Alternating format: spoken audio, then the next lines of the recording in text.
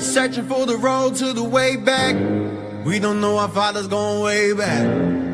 Do you know it? Do you know it? Oh yeah, oh yeah. We the chosen people, you say no way.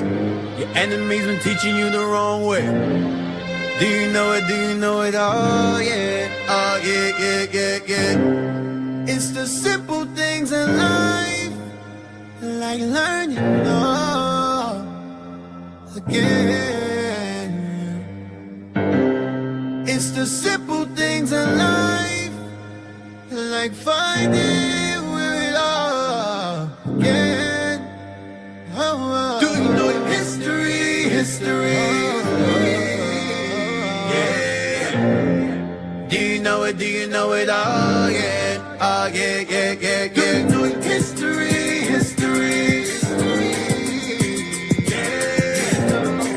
Do you know it? Do you know it? Oh yeah.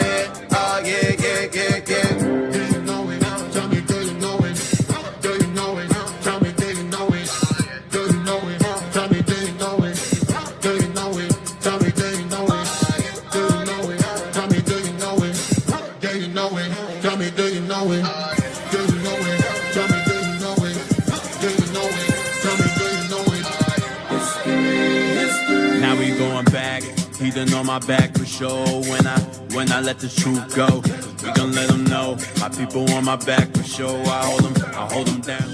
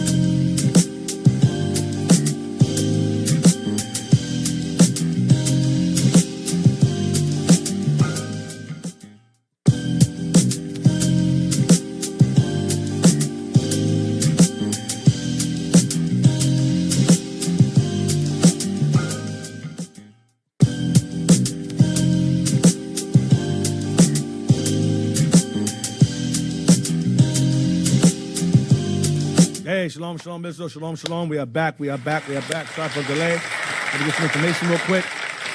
I got some information really fast from the books I had here. I had a lot of books. All right, so let's begin. We're going to start where we left off. All praise to the Most High. Glad you guys can make it. Glad you guys are able to make it here on the show. You are now tuned into Our Hidden History radio show. I didn't forget. I'm just tired. All right. So, let's jump into it. We left off where we was in a book, an old book I had earlier, and that book was entitled A Universal History. A Universal History of the Earliest Account, volume 19. We were at page 71.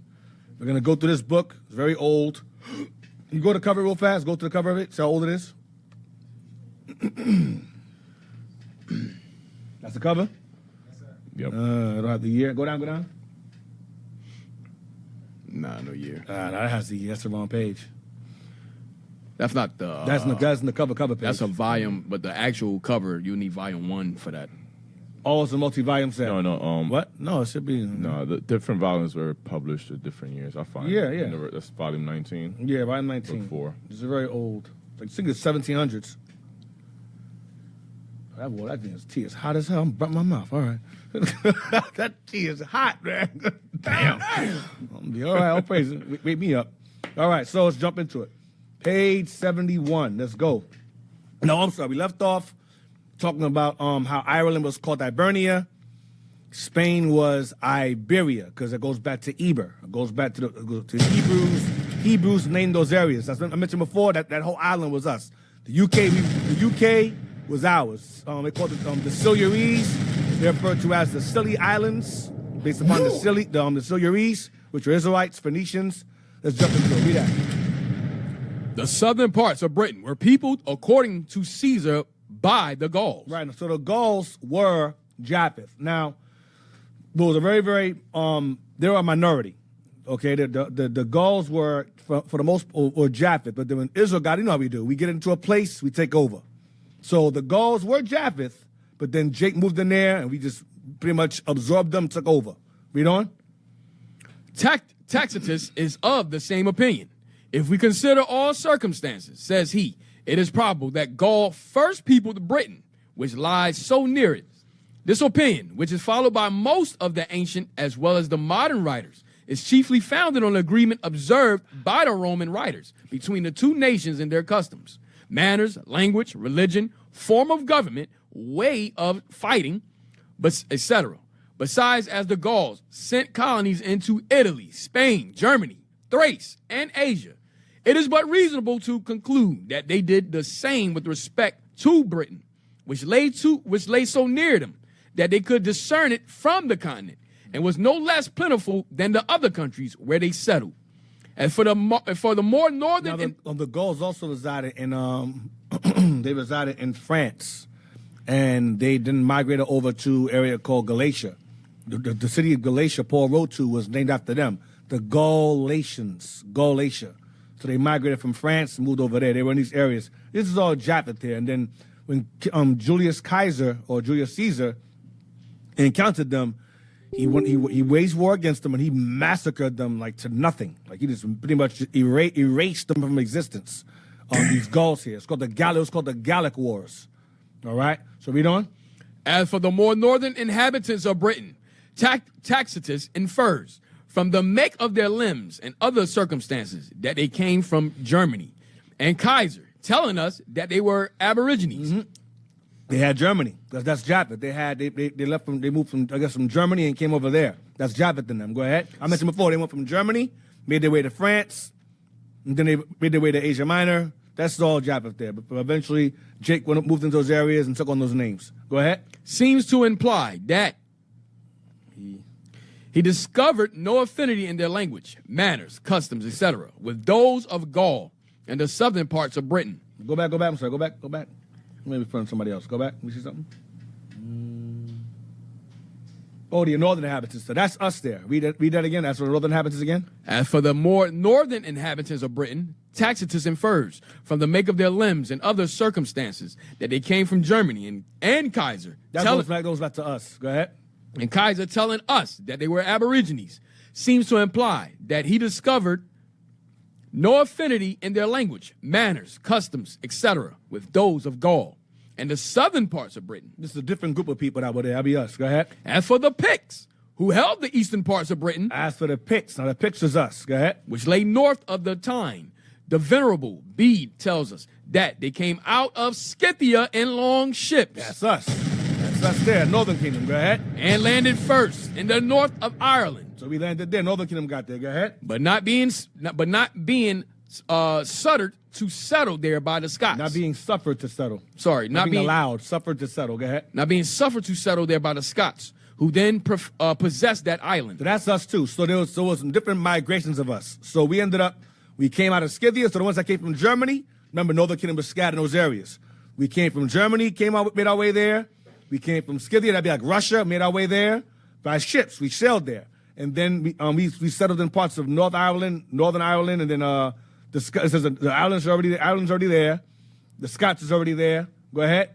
They were advised to plant themselves in the north part of Britain, which they did accordingly, with the assistance of the Scots, who moreover supplied them with wives to perpetuate their colony. But upon this condition, that in all disputes concerning the succession to the crown, the Picts should prefer the female to the male line of their former kings. So the Picts dealt with matrilineal. The Picts dealt with the mother's line. Okay, the British. You'll see what happens over time. That plays a part. Go ahead. Which is observed among them, says Bede, to this day. But Scythia, Bede, perhaps meant the northern parts of Germany. There you go. So Scythia is the northern parts of Germany, and Germany, Russia, Eastern Europe. So that would be us there. Now, the time frame he's giving us here is a bit, I don't know, because I know that the Picts and Scots is us as well, and they came around. So there might have been waves. There might have been waves of us coming over time. Could have been around, most likely 800. Yeah. Yeah, so we're talking about, so we came in different frames of time. Remember, the Syrian captivity was 700 BC, and then you had King Solomon's fleet came by as well. So it could have been Solomon's, of course, it could have been us already there from the time after Solomon's travels in that area. And then Northern Kingdom came later on after the Syrian captivity. Waves of us more came after that. So 900 BC, then later on 700 BC, they're on that time. Go ahead. That's why I mentioned. That's why it's the guy. That's why Caesar mentioned that these guys are not Gauls. They're different from the rest, because that was Israel coming in. Go ahead. By Scythia, Bede perhaps meant the northern parts of Germany, for that Scandinavia, now comprehending the kingdoms of Sweden, Denmark, and Norway, was by the best writers of the Middle Ages styled Scythia. It's shown by the learned Usher and styled Lingfleet, of whom... Go down. Go to highlighted parts. Maybe all this stuff. It's too much. Right, go there. Some writers.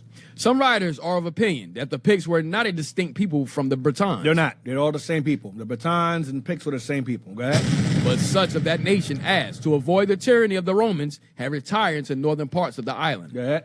Go down to confirm this opinion. To confirm this opinion, they allege the authority of Camden, who, in his introduction, endeavors to show that the names of places... Now, I'm sorry. I live in...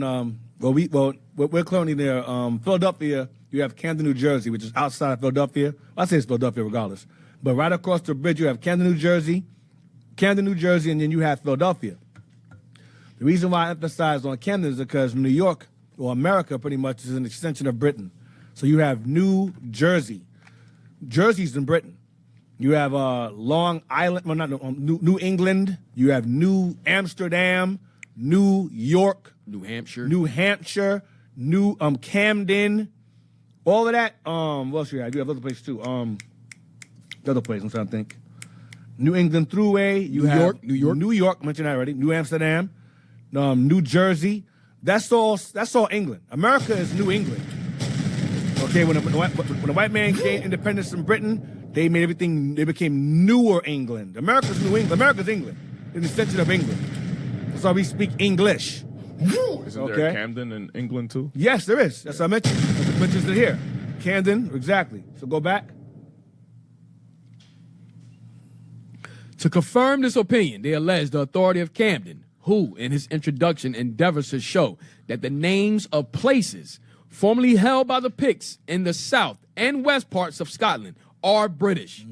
and consequently, that one and the same was the language of the Bretons and Picts. Spoke the same language. Go ahead.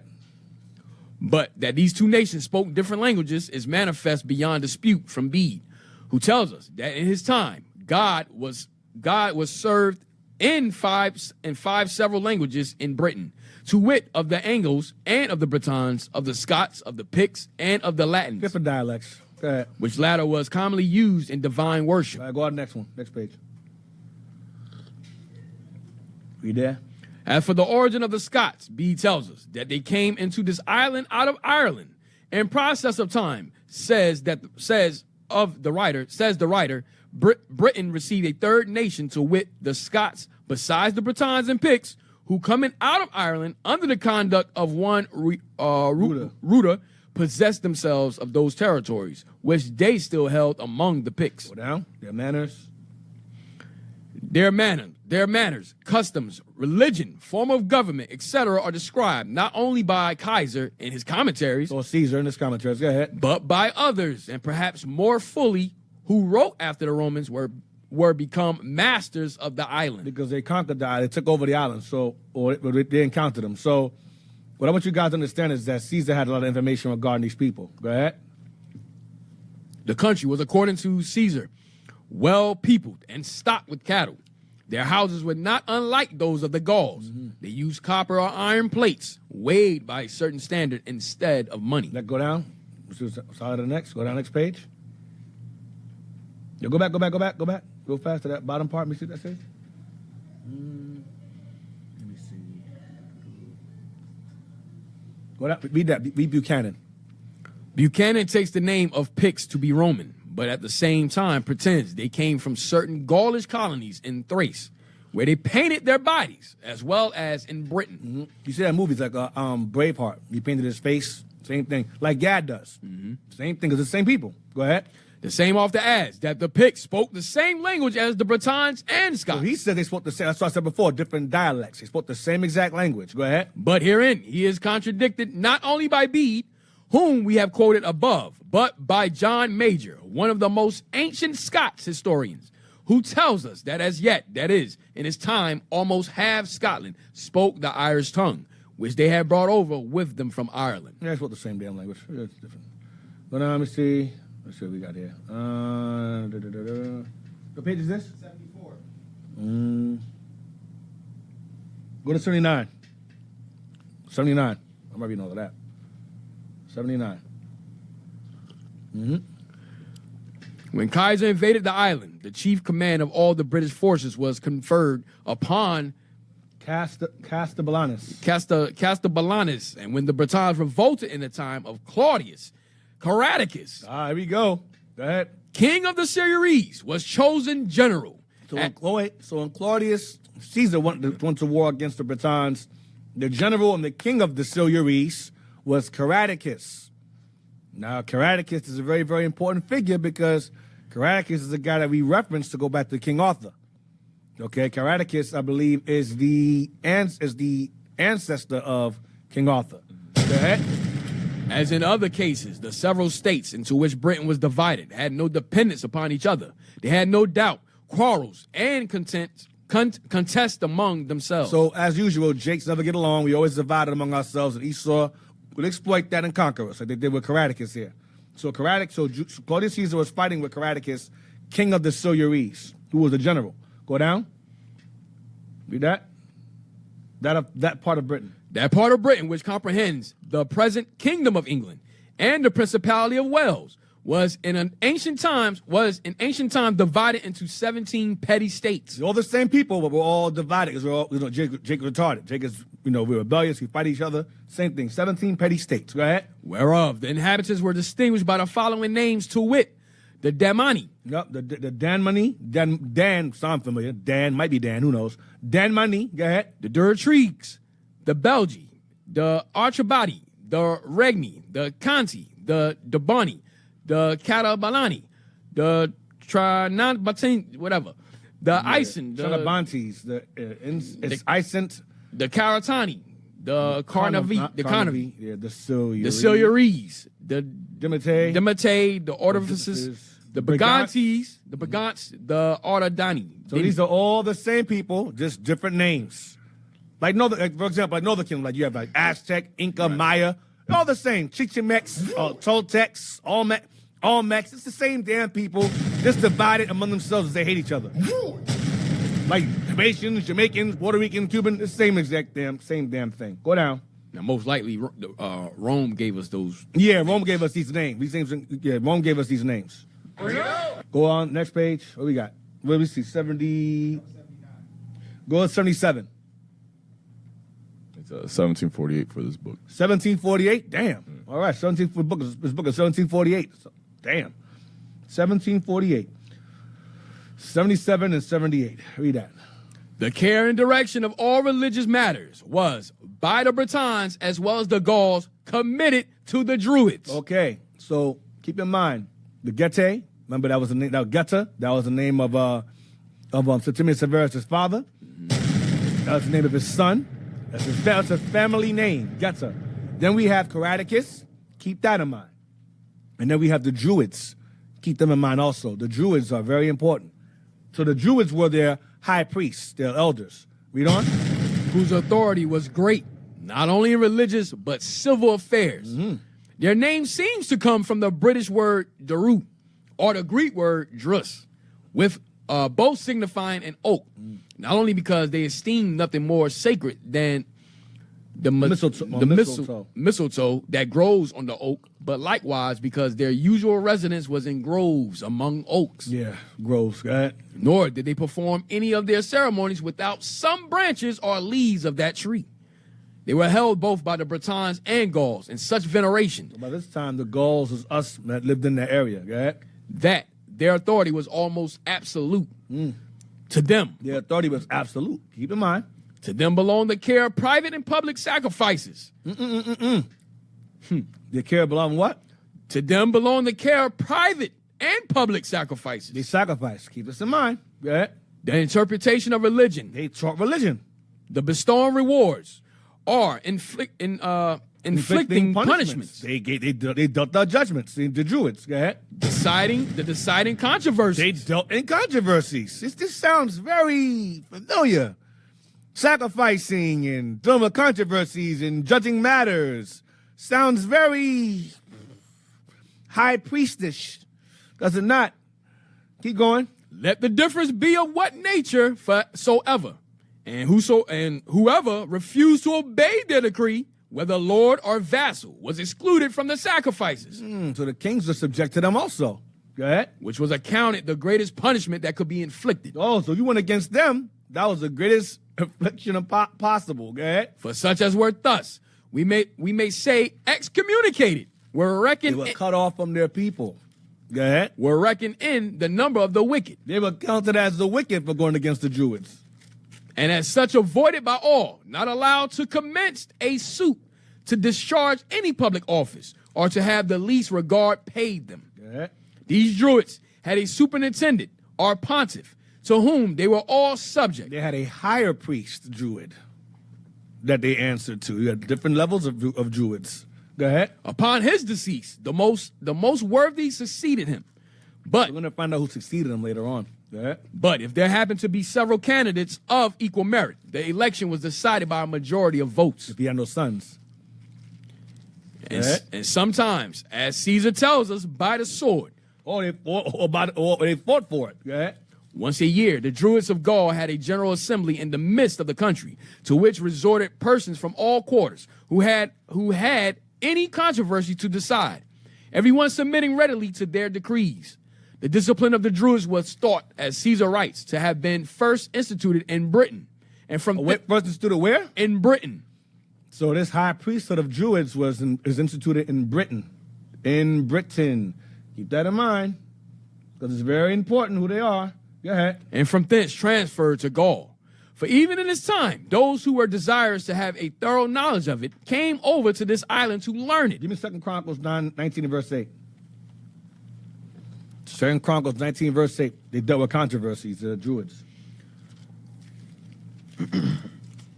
2 Second Chronicles, chapter 19 and verse 8. Moreover, in Jerusalem did Jehoshaphat set of the Levites and of the priests and of the chief of the fathers of Israel for the judgment of the Lord. And for what? And for controversies when they returned to Jerusalem. Levites were set to judge matters and for controversies, just like the Druids. Such a weird coincidence, huh? Hey, Yeah. hey, Deke, too, I was going to say, when he said that the Druids, if anyone disobeyed their rules, then they were forgotten in the sacrifices. That's the same thing that the Jews was writing to the Lacedaemonians when he said, we have you always in remembrance of our sacrifices. Yep. Let's get it. Where's it at? I got it. First Maccabees 12 and verse 9 to 11. First Maccabees 12. Yes, sir. The Macedonians is Northern Kingdom too. First Maccabees 12. Yes, sir. 9 to 11. First Maccabees chapter 12, verse 9. Therefore, we also, albeit we need none of these things, for that we have the holy books of Scripture in our hands to comfort us. Have nevertheless attempted to send unto you for the renewing of brotherhood and friendship, lest we should be become strangers unto you altogether, for there is a long time past since we sent unto us. We therefore at all times without ceasing, both in our feast and other convenient days, do remember you in the sacrifices which we offer. Yeah, sacrifice for the Spartans. Lacedaemonians are Spartans, by the way. Lacedaemonians and Spartans is the same thing. It's the same people. That you watch 300, they had the shields, and that V on the shield is an L. It's Lacedaemonia. Those are Spartans. The United to them, we offer sacrifices for them. Those are our people. We don't offer sacrifices for those damn Romans, for no Greeks. Well, except one time, Heliodorus, because he had his ass beat. But you know that was to keep us from getting killed. That's for our sake. That was for our six, not for their six. This is for their six here. Go ahead. Right there, shield right there, that's an L. It's not a V, it's an L. Latin L. Excuse me, it's a Latin L for Lacedaemonian. Lacedaemon. Go ahead. And in our prayers. And they're in our prayers. Go ahead. As reason is, and as it becometh us to think upon our brethren. Think about our brethren. Okay? So that's our brothers. The Spartans were our people. When you watch that movie Leonidas, that's a Negro. That's what that was. And they weren't walking around no damn cape butt naked. They were fully armored. The most you saw was their calves. And their braids hanging under their, and they had braids hanging under their helmets. And they were fully armored. Okay? Their legs were free. Their legs up to the armor up to their thigh. Their legs were free. So they had like, bro, there was a problem, man. It was Hey, anyway, yeah. Mind if I get one more? Just to show where they got that from, that whole thing, if you're not listening, to not keep your, to take out your name from the sacrifices, meaning you wouldn't be remembered. Psalm 16, verse 3 and 4. What are we going to? Psalm 16, Psalm 16, verse 3 and 4. You got to get his fix, you know? Yeah, all praise. Psalm 16. Yes. So this is where the priest would get that from. It was already instituted. Psalm chapter 16, verse 3. But to the saints that are in the earth, and to the excellent in whom is all my delight, their sorrows shall be multiplied that hasten after another God. Their drink offerings of blood will I not offer, nor take up their names until my lips. Okay. Yeah, that's good. It's good stuff. So these Druids here played a very, very high priestess role. We'll get to that later on. Go ahead. The Druids were exempted from all military duties, taxes, and imposts, and met with such encouragement that many embraced profession. Many embraced the procession. That many embraced that profession. Procession, sorry. The youth, especially the nobility, were educated by them. They were the teachers of the youth. I'm telling you, keep going. Those who embraced the same procession were first of all obliged to learn by heart a great number of verses, which employed some. A number of verses. They learned a number of verses they were teaching the kids. Go ahead. Says Caesar, for the space of 20 years. How long? For the space of 20 years. 20 years. Go ahead. For the Druids never committed anything to writing. Not that they were ignorant of letters, for on Other occasions. All other occasions, they made use of Greek characters. Watch. But in order to lock up, by that means, their mysterious learning from the vulgar. From other nations. To keep their understanding or their teachings from other people, they didn't write nothing down. They kept it up here. Go ahead. Or to exercise the memory of their disciples. No, it says, by that means, their mysterious learning from the vulgar, or to exercise the memory of their disciples. Disciples. Sounds very much like Samuel, Elijah, Elisha. These are schools. They didn't say, don't write nothing down. You're going to learn that from memory. Don't write nothing down. To exercise the memory of their disciples. They wrote nothing down. They could write, but they chose not to write. All that came from memory. Go ahead. One of the chief tenets they taught was the immortality of the soul. Oh, man. Sounds so, I don't know, so biblical. Immortality of the soul means you don't die. No one dies. You come right back. That's what that means. They refer to that also as I was going to say it. Read it. Yeah. And it's transmigration from one body to another. You know what that means? That means you don't die. You come right back as you come back again and again and again and again and again. They taught regeneration. Hey, D, wherever we were scattered, we still held on. We did. Yes, that's in Africa too. Of a book we have about Africa. We taught. It was Oluwado Equiano said that. Oluwado Equiano said in Africa, the Igbo teach the transmigration of the soul. Meaning this, when you die, your spirit goes up, then it's migrated into another body and is sent down again. Right. That's transmigration of the soul. That's why that to us back then was nothing to us. It was a change. We die, I'll come right back. Remember that scene, man? I keep look at that scene, man. Chucky, bro. It's a horror movie, but it's hilarious. And he's in the grave. He's running around. They trapped him. They kicked him or something like that inside of a grave, a deep grave, and it was a ladder. He's like, ah! And he's running around frantic, and they pull a ladder up so he couldn't get out. He's like swimming around, and his grave is there. And he's running around. He goes, God, kill me. I come back. I'll always come back. He says, but dying is such a bitch. And he gets shot in the heart. And he dies, and he gets shot on top of his own body in the grave. It's hilarious. It's a clip on YouTube. Damn. But the point is that's the evil side of it. But our people understood back then. We died, and we did die. It was a bitch to us too. We got killed bad. But we didn't care. So, I'm dying is what it is, man. We didn't care. We believed in transmigration of the soul from one body to another. Get that in Job? Get that? Even Job said it. Deacon's going to say it next. Oh, read it. It's gonna say, oh, damn. Yeah, read it. It says, I'm going to read the whole thing again. One of the chief tenets they taught was... That thing says chief tenets. The chief tenets they taught by memory. Go ahead. Was the immortality of the soul and its transmigration from one body to another, which doctrine they looked upon as proper to inspire them with courage and a contempt of death. Damn. They ain't care about death. They said, man, death ain't nothing, bro. Go ahead. They instructed their youth in several other traditions concerning the stars and their motions. Wait,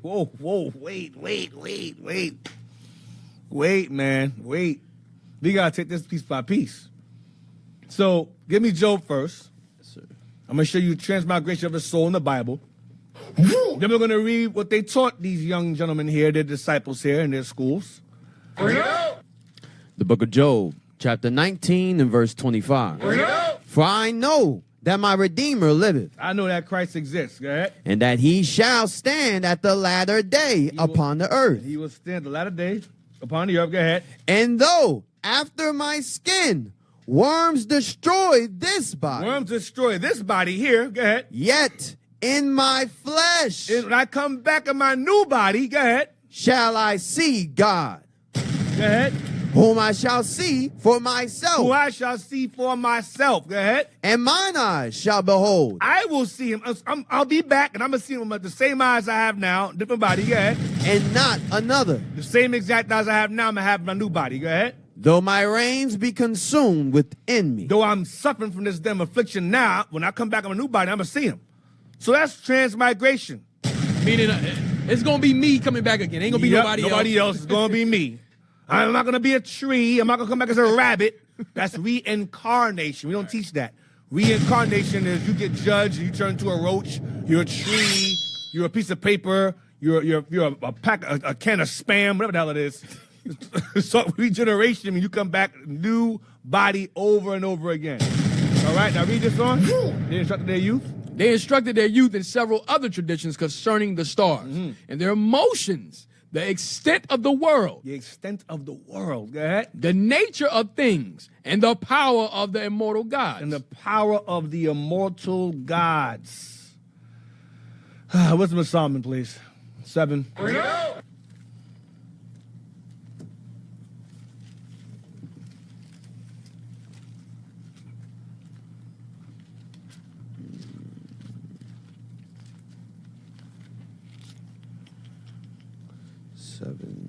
You know what I want. Is it 7? 7:17. Yeah. 7:17. Okay, yeah. I'm sorry. Wisdom of Solomon, chapter 7 and verse 17. He all confused. See, he feels Psalms. He knows Yeah, exactly yeah, where I no, want to go. you know, Psalms for 25, Dick. I know what you want. He probably got that. Hey, what's that little book? Don't say it. The little book was just I know what Psalms you're and saying, Proverbs. You probably Gideon Bible. Yeah, they call it the Gideon Bible. Wisdom of Solomon, chapter 7 and verse 17. For he hath given me certain knowledge of the things that are, namely, to know how the world was made. Yeah. And Go back to the last. Go back to that page again. You gotta change your page. Go. Oh, the same page. Nah, same people. Yeah. Read again. Read again, Abaddon. I'm sorry. Oh, Read again. sorry, yeah. For he hath given me certain knowledge of the things that are, namely, to know how the world was The made, extent of the world. Same thing. Go ahead. and the operation of the elements, the beginning, ending, and midst of the times, Right now, this class is based upon the mist of the times, Middle Ages. Go ahead. the alterations of the turning of the sun, Go on. Go ahead. and the change of seasons, Go ahead. the circuits of years, and the position of stars, That's what they taught their students here. This of the star, concerning the stars. Go ahead. the natures of living creatures, and the furies of wild beasts, the violence of winds, and the reasonings of men, the diversities of plants, and the virtues of roots, and all such things as are either secret or manifest, them I know. All right. So what we have here is we have these Druids teaching their students the same things that Solomon learned. So, the stars, the motions of how they move, the extent of the world, nature of things that goes into beasts, animals, men, nature of things, power of the immortal gods is the Lord, the gods. Go ahead, read on. Now this could be, remember, our people started going into serving God and at the same time idolatry. So it could be, immortal gods could be either the gods as in the heavenly angels or some nonsense. But it's still, you're going to see how it relates. Read on. There are women. There are women. There were women, as well as men druids. That's how we start going the hell off. You know, men Druids as well as women Druids. Go ahead. For a female druid of Tigria, now the bishopric. Now the what? The bishopric. Oh, man. He called her bishopric. She was a bishopress. Go ahead. Of League, foretold liege. a liege foretold to Diocletian, as we read in Vopiscus, when yet a private soldier, that he should one day be emperor. So a Druid woman told of liege told Diocletian that he would become emperor. So she was they would say she was a prophetess, pretty much. That she told him he would be. Diocletian was one of us. He was a Jake ruler of Rome. Diocletian, and he become ruler. Go ahead. The sect and religion of the Druids spread as far as Italy. Wow. Go ahead. For Augustus published an edict forbidding the Romans to celebrate their mysteries. Go ahead. Besides the Druids, there were among the Britons and Gauls priests of an inferior rank. You had higher ranking Druids and you have lower ranking Druids. Now remember, I'm not saying they were righteous, because there was some elements of biblical practice in there, but also pagan elements as well. All right? I'm going to show you. Go ahead. Called bards. Now, bards is funny. When you watch the show called, what's it called? Oh, man. What's his name? He got white hair. The Witcher. The Witcher. If you watch The Witcher, it's a good show. Well, it was until the last season was garbage. But you watch the first 2 seasons, it's great. And it's a guy that walks around with him all the time, and he sings. Dun, dun, dun, dun, dun. He plays a banjo. What do you call that thing? It's called a little not ukulele. What do you call that thing, man? A small ass guitar, man. A little Banjo, I think. well, anyway, he's playing that, and he's found Witcher around. They call him a bard. He's a bard. Okay, so Witcher, his boy. He's not in this picture here, but he's a guy that sings like songs of witches' travel. He's like a scribe. Yeah, they scribe. A bard's a scribe. That's what a bard is. So go back. They'll sing songs based upon your success and what you've done. Scribes are recorders. And they record what you do in song. They're called bards. I don't know if we're going to get to that, but the bards, they the ones that scribe what is called the triads. The triads is where you get the King Arthurs and your Beowulf. So that's what the Those bards. are bards. Yeah, Oh, right. so there you go. Those are recorders. Scribes are recorders. Of the heroes. Of the our heroes. Of our heroes. Yes. You're about to get him started, right? Who? You're about to get him started. Abaddon's a bard? Not bard. Asaph and Heman and Oh, Lord. Jeduthun. Yeah. But they were prophesying. That's different. Yeah. In songs. In songs, yes. And prayers, too. All right. Writing songs. Go ahead. Writing songs and prophesying songs. Go ahead. Four bars. Go About ahead. King David and all that. Yeah. heroes. Go ahead. Remember they sing songs about it. David's, the women were singing songs. David used 10,000s and saw his Right, thousands. And then Saul was like, "Mama, God, yo, David, man, I kill you, man, yo." And crossed his mind. David, Saul lost his mind. Yo, I kill David, man, yo. He went crazy, bro. Imagine when Saul went crazy, bro. Yo, man, I kill David. I kill that man, yo. Bumble, I kill him, man. For real. Call for real. bards, go ahead. Call bards, go ahead. Whose called bars, whose province it was to celebrate the exploits of their heroes. Go ahead. Of the heroes. There you go. Go ahead. In verses. There you go. Have it done. Songs and verses. Go ahead. And go ahead. We don't watch this. Which they sung to the harp. It's the bards. That's what they were doing. Go ahead. The bards were still in Britain Yeah. after the Romans had entirely abandoned it. So the legends of our I guess our battles, they were singing in songs. That's how they remembered in the verses. Go ahead. The same form of government prevailed in Britain The same form of government, or the Druids, was in Britain. Go ahead. As well as Italy. Go ahead. as in Gaul. That is, the whole country was divided into several small states with an head over each, dignified by authors with the name of king. They weren't king, but they were under the king. Go ahead. Of these heads or kings, Caesar mentions 4 in the small compass of Kent. Whether these states were hereditary or elective, we find nowhere recorded. On great and imminent dangers, one of these heads or kings was in a general assembly, and by common consent, chosen commander-in-chief of all their forces. Read on. Watch this. Thus, when Caesar invaded the island, the chief command of all... Britain's run to Britain. Go ahead. Because Rome didn't take Ireland. They took Britain. Go ahead. Thus, when Caesar invaded the island, the chief command of all the British forces was conferred upon Castellanus. And when the Britons revolted in the time of Claudius, Caradicus, king of the Silures, was chosen general. As in other cases, the several states into which Britain was divided had no dependence upon each other. They had, no doubt, quarrels and contests among themselves. So Jake always was divided among ourselves. We were divided, and then when the Romans came across us, they said, okay, we're going to call these guys demoni. We're going to call these guys this, call these guys that. But they were all the same people, but divided based upon quarrels and beefs among ourselves, as usual. As the Moors, same thing. We had little petty states in Spain and Portugal. White man conquered us state by state, land by land. Intermarried with us state by state, land by land, until it took over. Same thing. White man does this. White man does the same thing all the time.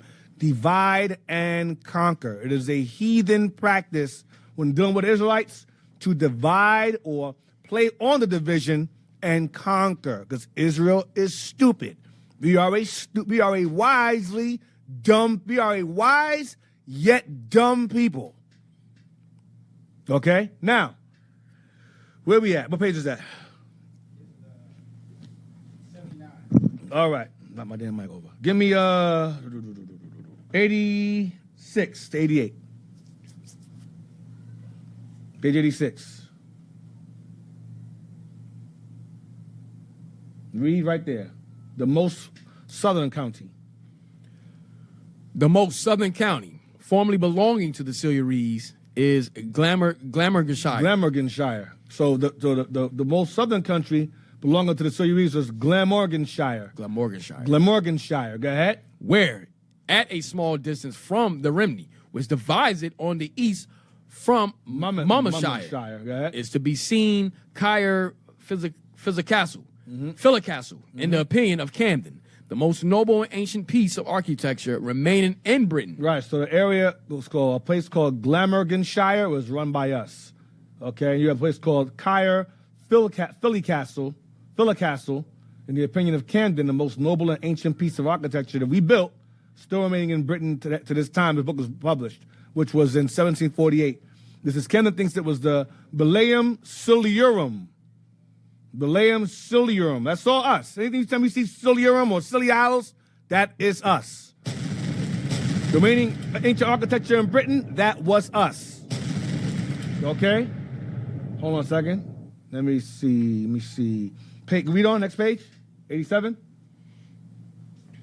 Read that. The remaining part of South Wales, comprehending Caesar-Mardenshire. You have Caer-Mardenshire, Pembrokeshire, and Cardiganshire, was likewise inhabited, according to Pliny, by the Silures. We had that whole thing, all these shires. Even to this day, you have an area today called Shire in UK today. It ain't just, these are towns in UK today. Towns. You were talking to, what's his name, Officer Ezekiel from over there. He was talking to him. He was like, yeah, man, I'm from the Southern Shire. I said, hey, bro. I said, let me ask you a favor, man. Do me a favor. I said, bro, can you say a bottle of water for me, please? He was like, come on, G. Come on, man. Come on. Don't make me say that, please. I said, come on, say it, bro. Come on, say it, bro. He was like, all right, bottle of water. I was like, yeah, do say it that way. You can't say bottle, man. You don't pronounce their T's. We came across the pond for you, Lord. Yeah, you Lord. Oh, my days. Oh, my days. Not oh, my God, oh, my days. Instead of 8, it's oi. Oi. Bruh, I think it's hilarious, man, when you speak over there. Go down. That's Benjamin. So Benjamin mixed with that language is hilarious. Read that. The Brigantes. Remember the group, the Brigantes. That's one of the groups of the 17 petty states of the Silures. You had the Dumani, the Brigantes, the Comnati, whatever that stuff is. Silures, all the same. Read this here, Brigantes. The Brigantes, whom Stephanus called brigade. So the Brigantes or brigade, go ahead. A numerous and powerful people, and much commended by the ancient writers. Possess the following countries, to wit, Yorkshire. That's today. That still exists today. Yorkshire. Go ahead. And the bishopric of Durham towards the east, and the German Ocean, and to the west, Lancashire. Lancashire is still over there today, too. Lancashire. Go ahead. Westmoreland. Westmoreland. That's Jake. That's us. Go ahead. And Cumberland. That's still there today, too. Cumberland. Go ahead. In Yorkshire. Yorkshire. Go ahead. And in the west, riding on the Dan, now the Don, stood the city of Danum, mentioned by Antonius. And in Antoninus. And in the Notita, called the station of the Crispinian horse. Yep. So we had all these towns today. Westmoreland, Lancashire, Yorkshire. Like you read about Robin Hood. He stayed in, I forgot what his town was called. It was here the town Robin Hood was known for. It was called, I forgot what town he was in. Robin Hood was in a certain town. I forgot what they called it. Nottingham. That was us too. That was our town too. Nottingham was our town too. Robin Hood was also us. Robin Hood was Jake too. Now, where we at? Go to... You got niggas still robbing in the hood. Yeah, exactly. They robbed the rich and give to themselves. Yep. Damn. Or rob the poor and give to themselves. They ain't robbing the rich. Rich will kill it behind, throw them in jail. Where we at? What page is this? 88. Go to 88. Here we go. Go to 88. Go up. Let me see that one. Go down. Read this right here. Watch this. Read this here. Eboracum or Ibericum. Eboracum or Eber. That's Eber. As the father of the Hebrews. Ebericum. Go ahead. Now York. Now it's called York. And in America became New York. But before that it was called Eboracum because the Hebrews were there. Named it after ourselves. That's the Latinized version of it, but Ebor, we gave it Eber. Ebo land, Eber, Iberia, Ibernia, Eboracum. It's all the same people naming the same places. Okay? That's all I really wanted for that page. Oh, go down there. Let's say about that. Go to in the city. In this city. In this city, the emperors had a palace in which died Septimius Severus Get a palace there. and Constantius Chlorus. Yeah, Constantius, I believe, was Constantine's great grandson. Constantius Chlorus was black as hell too. Read up upon the death. Upon the death of the latter, his son Constantine, who afterwards acquired the surname of Great. Okay, so Constantius is the first one. So that's Constantine's father. So he had a palace in this area also. So Septimius Severus had a palace here, and Constantine the First had a palace in this area also because our people were there. These are our people too. Constantine was us. Septimius was us. It's all the same people. Now, because their families were from this area, that's why they had palaces there. So Euris, Geta, remember that? Now, get me Acts 11:28. Acts 11:28 regarding Claudius warring with the Silures. Well, that's some good stuff right there. That's old. I remember that. Yeah, hold on to that. That's good. The Spartans, you got okay. Y'all all right. That's some good stuff right there. Look at the braids. Damn. Hold on to that. They just screenshot that and save it. Mm-hmm. Never lose it again. Acts 11:28 regarding Claudius. Yes. Being a biblical figure. The book of Acts. 11:28. Yeah, 11:28, and then we're going to be 18 and 2. Acts chapter 11 and verse 28. This is the same Caesar that fought against Caradicus or the Silures. Go ahead. And there stood up one of them named Agabus, and signified by the Spirit that there should be great dearth throughout all the world. Famine. Go ahead. Which came to pass in the days of Claudius Caesar. So this famine came during the days of Claudius Caesar, the same Claudius that went to war with the Silures, Caradicus the general. All right, is that it? Yes, sir. 18 and 2, same book, Acts. Acts 18 and verse 2. And found a certain Jew named Aquila, born in Pontus, lately come from Italy. From Italy, go ahead. With his wife Priscilla, because that Claudius had commanded all Jews to depart from Rome. He deported all the Jews out of Italy, Rome during his reign. Claudius Caesar, or Claudius Kaiser, or Claudius Caesar, same damn people. All right, so now this is the same guy that went to war with us. He reigned around. He fought the Silures between 43 and 50 A.D. He fought with the Silures. Now, I almost forgot to send to you. When y'all gotta say something, I gotta send this to them. Almost forgot. Oh, I was about to go and bring up the Yeah, you can bring it up. I'm gonna Sparta. something in the meantime. Oh yeah, the Spartan drink. Yeah, bring it up. The Lacedaemonians. Right. So this goes back, going back to the Lacedaemonians. So this right here is a sculpture of what the Lacedaemonians look like. You see the braids? Okay, remember Deacon said they were fully covered, not like in the movies. That's Esau portraying some nonsense. But he's still making them look like the Greeks. Right. Romans walked the Greeks fought with capes and butt naked. Nasty. The Romans didn't wear pants. Oh yeah, that too. dang. But here, as you can see, this is us, fully covered, fully armored. All right, you see the braids, you see the dreads. All right, go out. It's old, man. Look, yeah, this is from Walking with the Giants. Yeah, that's right. Walking with the Giants. Oh, God. Let's move on. Shout out to Bishop Nathaniel. Thank you, Bishop. Hey. Walk with the Giants. Thank you. Now, what's the main, how can you really tell there's a black man? We see the dress, but what is the main thing that sticks out to you? Missing members on their face. Missing nose. It's a missing nose. This is what Esau do. And lips. Yo, his lips must have been big as hell if they knocked him out. So they usually just knocked the nose out. Yeah. This is what Esau does. Why? Because they don't want you to know that this was you. This was us at one time. Yep. All right? Look at the braids. He got straight braids going down his back. That's Jake, man. That's Jake braids going down. Don't try to pull him either, dude. You try to fight that dude and pull him, they'll break your bones, man. Them dudes can fight with long hair like that, man. You're a problem. But most of the time you fight, you tie your hair up. Right. These dudes fought their hair down. They need to tie their hair up. Break your behind in the ass.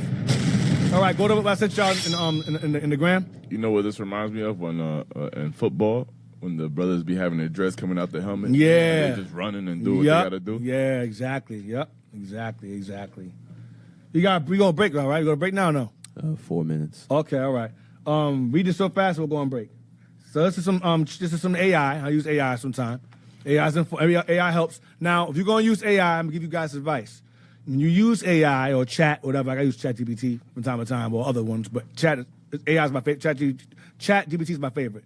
If you're going to use it, you got to fact check it as well, because sometimes it'll give you information that's false. You have to re-ask certain questions, ask the right way, then go to Google, check that out. You got to fact check AI. AI be wrong sometimes. Be mindful of that. But in this instance, it is not. Now, also, the AI, eSort controls AI as well, because you'll ask certain questions and they won't answer it based upon what you ask, or based upon the content you ask about. It'll get mad at you. It'll say, "Yo, why you asking this?" That's the reasons behind it. But you gotta just be mindful when you use ChatGPT or AI or whatever. When you use it, you fact check it as well, because you might mess around and pull something and be wrong. Read this here. So now, what ended up happening was the doctrine is that when white folks are saying that Israelites were in Europe, that's called British Israelism. The people I mentioned earlier, like Pliny, Bede, Ptolemy, different writers that wrote about the Silures or whatever, that's long before British Israelism. Long before. So this doctrine is not British Israelism. It's the fact that Israelites were in Europe and we ruled. All right? We peopled that land. Well, I would say we dominated that land first. Read that, the conquest. The conquest of the Gauls and the Galatians by the Romans happened in different periods and regions. Here's how it breaks down.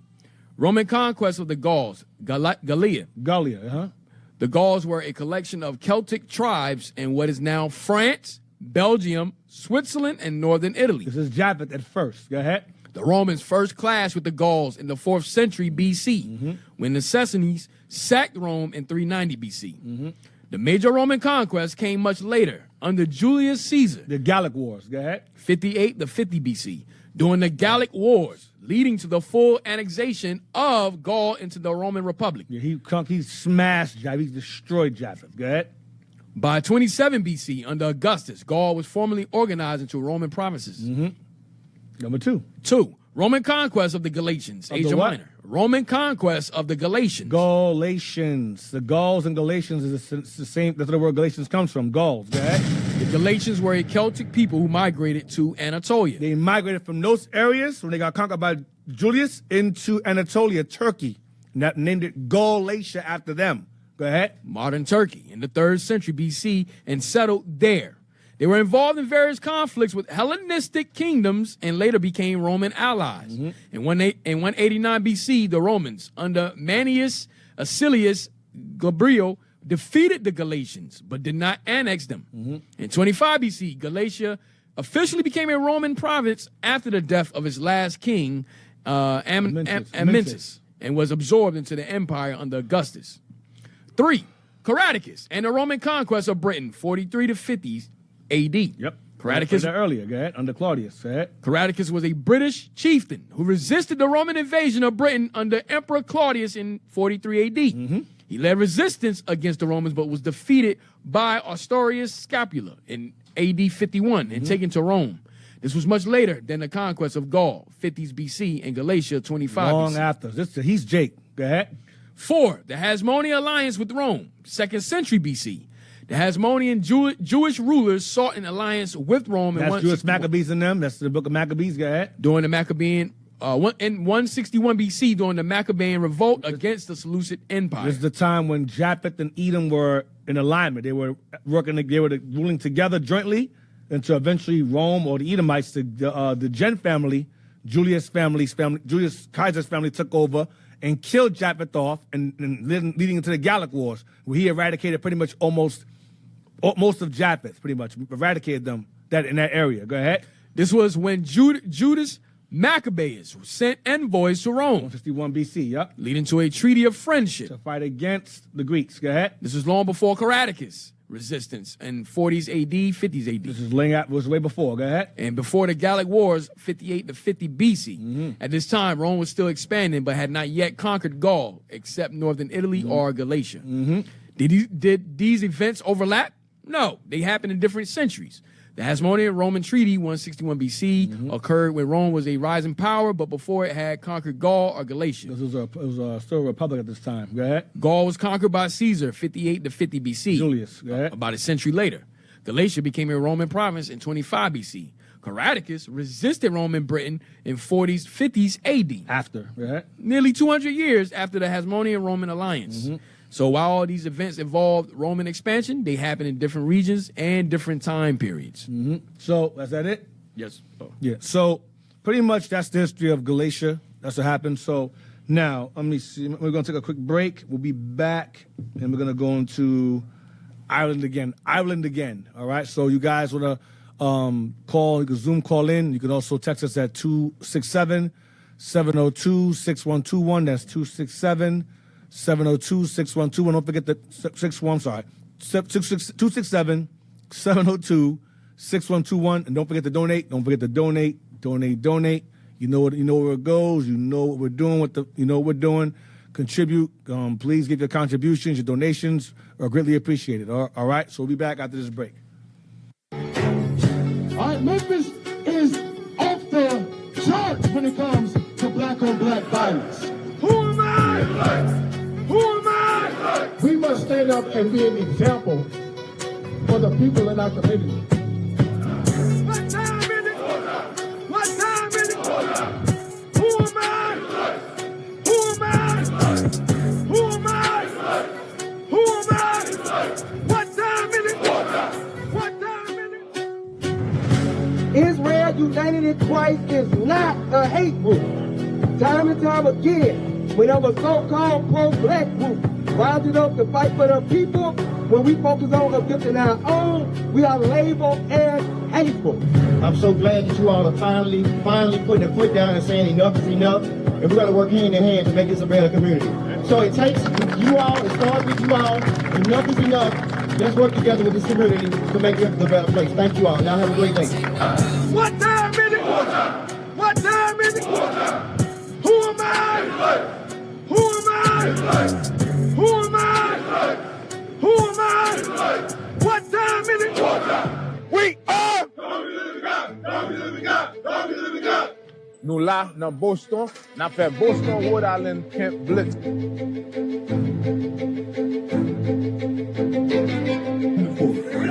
reason why the end has not come yet, because the true gospel has not been preached in the whole entire earth. Our Lord and Savior, his real image has been hidden for centuries.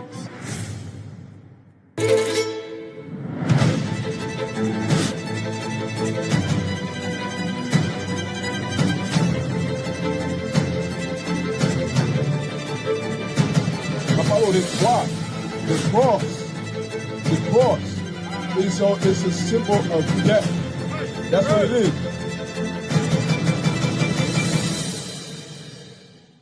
Israel United in Christ, established in 2003.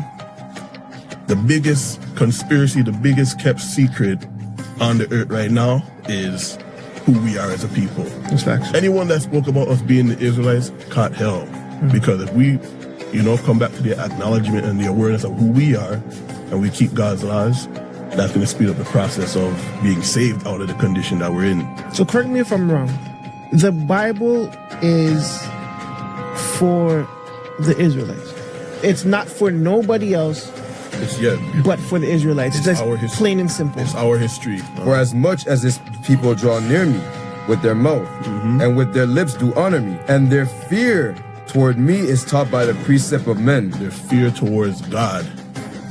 In these churches, even in society, our fear towards God is taught by the precepts of men, meaning what we're taught in the world. When we can turn back to him and do the right things.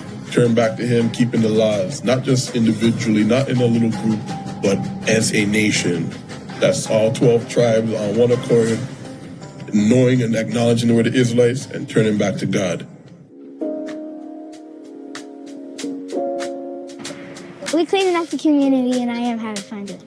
Hey, Shalom Israel, we out in the slums, we out in the ghettos, cleaning up the trash out of the communities, showing our people we are loved. We love our people. Shalom. Oh yeah, we out here doing community cleanup, IUIC Cleveland, getting it in, enjoying the music and having a good time with each other.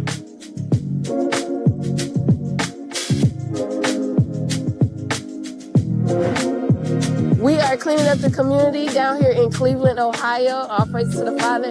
We out here with our family and the team. Why not? Let's clean up. Hey, Shalom, Most High, Christ bless. It's IUIC Cleveland. As y'all can see, we out in the neighborhood. We cleaning up the community. We making it happen to make sure that we beautify the areas that we live in, setting an example for our brothers and sisters to be that light that shines in the world. I appreciate seeing y'all do this. Hey, Shalom, it's IUIC Cleveland. We just finished cleaning up several blocks in the neighborhood and making sure our neighborhoods look great, promoting unity in the community. Shalom, Most High, Christ bless.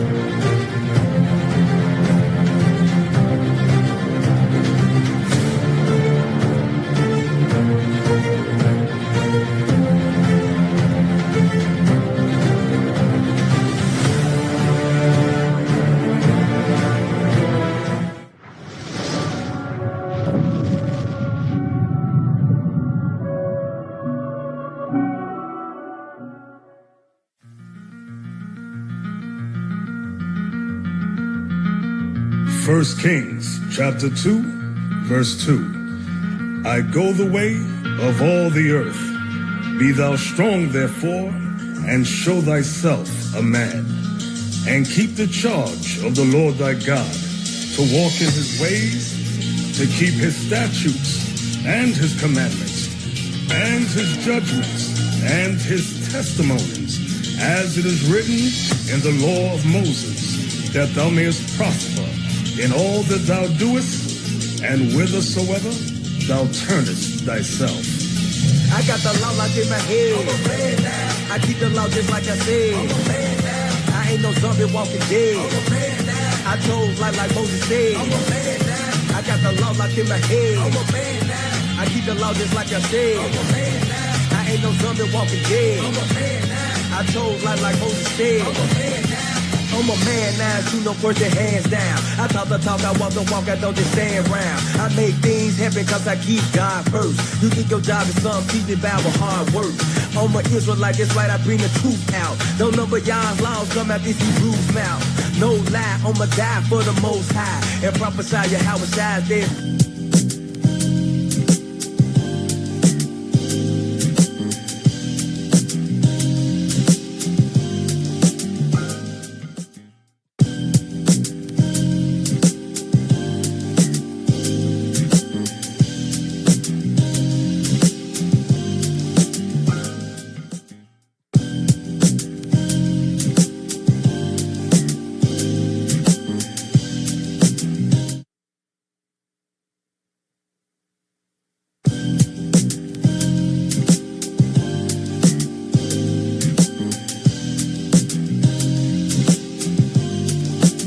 Thank you. We're back. Okay, all praises. Thank you, IT. Thank you. Oh, gosh. The feel over there is crazy, man. All right. So where we at? We are, let me go back to where I was at. They don't know what to do without money. Yeah, damn. We left off with the goals, history of the goals. Now give me year of the Ireland, year of the Chaldees. Ireland, year of the Chaldees. Page 39, and we got a text, right? Read that first. I'm sorry, read that text first. Says, Shalom Deek leadership, mighty men of God. Question, are the Tutsi people Israelite or are they Hamites? I know off topic, just been wondering. No, you got it. Well, it's a mix between Hamites and Israel. So, you know, some of the Tutsis claim to come from down from Ethiopia and claim to have Israelite descent. And you have some that are Hutus that claim to have Israelite descent. So it's a mix. Just like in Africa, it's a mix between Israel and them. Okay, there you go. All right. Give me Ireland. You got it? Ireland. You got any more text? Or that's another one? No, another one. Okay. Read that one. Says, Shalom, Deacon, Most High Christ bless. What would you say the Yemenite Jewish people are? Esau or Ishmael, or a mixture of both? Mixture of both. Mixture of both. There was us, and they sold us in slavery. All right, where we at? One more. One more? Okay. Next one. Says Shalom. The word Shire, I heard it used before in the movie The Lord of the Rings, Yes. referring to the place where the hobbits lived. Yeah, the Shire, we call it the Shire. It's like a village or a town or region today, a region. Brother said in the comments, it's like a region or a town or whatever today. It means like a village. That's it? Yeah, that's it. Yeah, that's it. Watch this. Read that. There is found in Irish tradition a Heber whose name was given to Ireland, and which is to be perceived in the word Hibernia. Eber, Hibernia. Go down. Whether the Bible, Heber, and the Heber of Irish history may be the same does not concern us so much as the fact that Ireland has preserved to the present time more distinct marks of the ancient earth than can be pointed to in any other country, whether of Asia or Europe. That's where Abraham is from. Abraham is from Europe. Go down, read that. Besides Ireland besides Ireland having what? Having had once the name of Hibernia. It was called Ibernia. Read that earlier. Ibernicum. Earlier. Ebernicum. Go ahead. From Heber. From Eber. Go ahead. There are names derived of Heber in England and Scotland. There are names derived from Eber in England and in Scotland. Go ahead. In Scotland. The Hebrides. The Hebrides. Remember that? Hebrides. Hebrides or Hebrides. There's a place called that also, somewhere else. You know, isn't that the islands? The Polynesia, the Polynesian islands. That's us over there too. They call it New Hebrides. New Hebrides. Or New Hebrews. Same thing. Go ahead. The Hebrides in England, the old name of York. No, the Hebrides. Go back to the last page. 39. So it says in Scotland the what? In Scotland the Hebrides. And then in the Pacific Island they call it the New Hebrides because that's Hebrews over there. Go ahead. And in England what? In England, the old name of York. The old name of York, Yorkshire. Go ahead. Eboracum or Hebericum. They're early in the old book. So York was called Eboracum. Go ahead. England. Go ahead. It may appear, as the argument unfolds itself, that the balance of proof will rest on the side of the Irish Heber having been a veritable Hebrew. Yeah, watch this. A stronghold of the Hebrew was Iberia, a name under which Spain was once known. Because the Hebrews sailed there and took the land over and named it that. So Eber, Ireland, we named these things. Go down. Right there. And that it is recorded that Milesius, the father of the Heber of Ireland, came with his son out of Iberia into Ireland.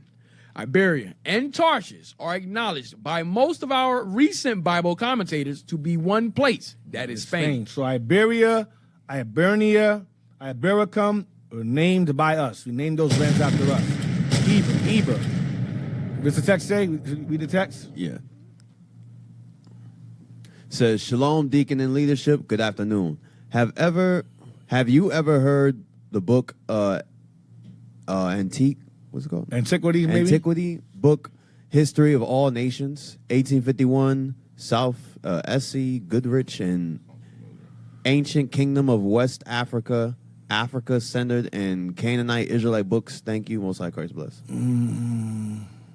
Antiquity. Can you show me the text? I can't see. Antiquity?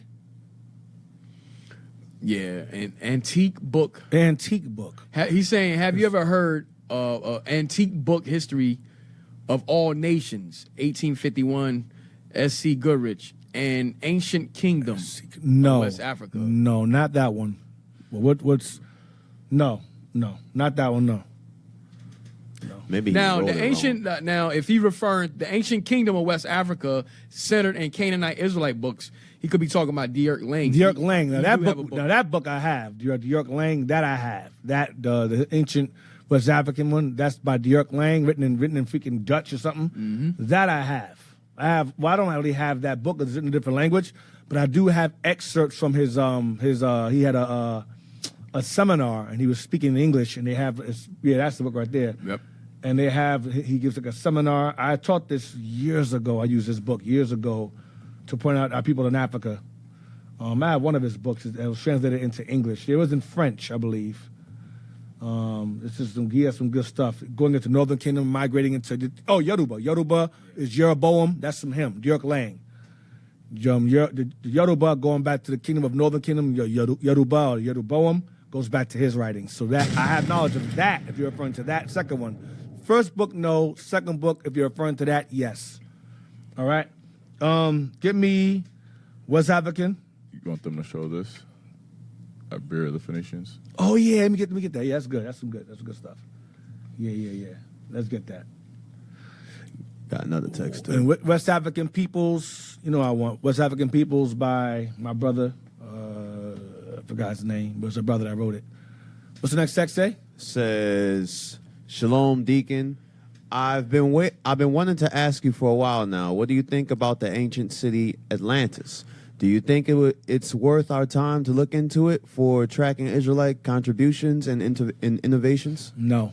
Atlantis is believed to have been in various places, and so because of the obscurity of the location of it, I don't bother delving into that. I've heard it was in Americas. Heard it was in the Americas. The Spaniards came over. These Spaniards came over here, and we had like an island. We had like I don't know. I've heard Atlantis. I heard Africa. I've heard America. I wouldn't do it. I wouldn't venture to go into that realm. It's too much rabbit hole hearsay, and you'll be it's too much. It's like El Dorado, the city of gold. It's like that. It's mystery stuff. I wouldn't. No, I wouldn't do it. You can try. I wouldn't do it. What we got next? It says Shalom. But that does revolve around our people. That history of that revolves around our people's location, whether Africa or America. It revolves around us and our metropolis we had before the white man came along and destroyed us. So that's the most I know. Read that. Shalom, Most High Christ bless. I'll get straight to it. Did we build the Taj Mahal and all of those structures in India as well? I don't know. We may have. I wouldn't do slave labor, maybe. Yeah, I would say that's what I would say. I would say through slave labor, but yeah, India's history is pretty rich and pretty consistent before the British got there. So, maybe. I like I said, I don't know. Possibly, I don't know. Great Wall of China, we have history of that, but the Taj Mahal, I'm not sure. Did we rule over India as sultans at some point in time? We did. So we may have been involved in it, but I don't know if we built it in full. So the answer is I don't know, just to sum it up. What else we got? That's it? Yes, that's it. All right. Read this here. This book is entitled West African Peoples and Countries. By, what's his name? Yeah, I forgot his name. So, what's the guy's name again? It's a cover, man. It's a brother. It's a brother. You don't got a cover? Oh, God. So read that. This is copy the pay. All right. Northern Egypt. Go ahead. Northern Egypt then was the most known portion of the globe, and into it vast immigration took place from time to time, even to the most remote period. The 10 tribes of Israel, Northern Kingdom. Go ahead. After they were left to follow the dictates of their own mind, enduring a commotion and destructive warfare which ensued to escape utter extermination, migrated according to the usage of the times in vast numbers into various countries, but principally into northern Africa. This is a time frame in which they fled here before Syrian conquest, and then they fled here during Persian conquest. Read on. As it then presented the safest and easiest route. Once settled, every commotion and intestine war had the most powerful effect of inducing these bands to shift their abode still further. They kept moving further and further into Africa. Go ahead. And so lose all connection with the other branch of the tribe. As hundreds of years passed on and generation after generation rolled away, they lose a great many of their habits and customs. Northern Kingdom started forgetting who they were over time, assimilating with the other nations that they were around. Go ahead. Becoming more amalgamated with the population. Becoming more mixed. Northern Kingdom became more mixed with the heathen nations they fled amongst. Go ahead. With which they associate. But when Mohammedanism overspread northern Africa, destroying by fire and sword all those of another religion, the Israelitish descendants. Yeah, Ishmael would burn our Bibles. That's what they would do. Go ahead. Or the inhabitants, occupying the central portion of Africa, passed forward, seeking shelter to the south and west. A part, namely those from the east central, crossing the Benue or Jaliba branch of the Niger, descended gradually southward and became That's the river, Nigger River. Go ahead. and became intermingled with the original inhabitants, Ham. Go ahead. protected from incursion on the north by the Benue River, and quietly settled between the Great Niger and Old Calabar rivers. They remained in peace and grew from one generation to another in idolatry, but still leaving tangible proofs in the form of the religion of the Judaistic origin of the inhabitants. They maintain bits and pieces of their Judaic culture, along with the Hamite stuff they learned. Go ahead.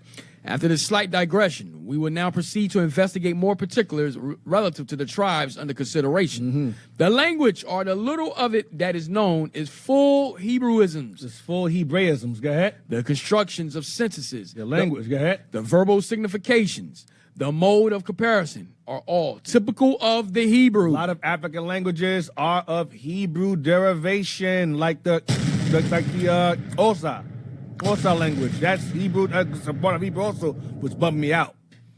Well, go ahead. Like the Hebrew. That clicking stuff is crazy, man. I was in South Africa, man. I was bugged out. Sister said, "What's your name, sis?" She said, "My name is Pile." I said, "What?" My name is Pile. Your name is Pile? She's like, "Yes." I said, "Wow. I can't call you Pile?" She was like, "No. Pile." I said, "Okay. Pile it is. Got you." But they speaking, they call it Kosa. Kosa, that's how they speak. A lot of our people over there in South Africa, they have, their language is very, very diverse. They have about 15 languages or 15 dialects of the language. So they call it Zulu. And there's like 2 languages out of the 15, I believe. I could be wrong. Correct me if I'm wrong, brothers, if you're watching. I think out of the 15, they're very distinct from the rest, but they all pretty much speak different dialects, but they're still able to communicate. Like, for example, Abraham and the Canaanites. The Canaanites spoke a form of Hebrew, and Abraham spoke also, so even though it's different dialects, they can still communicate. It's the same exact thing over there. Same exact thing. All right? Read on. Go down to the next thing I have. What page is this?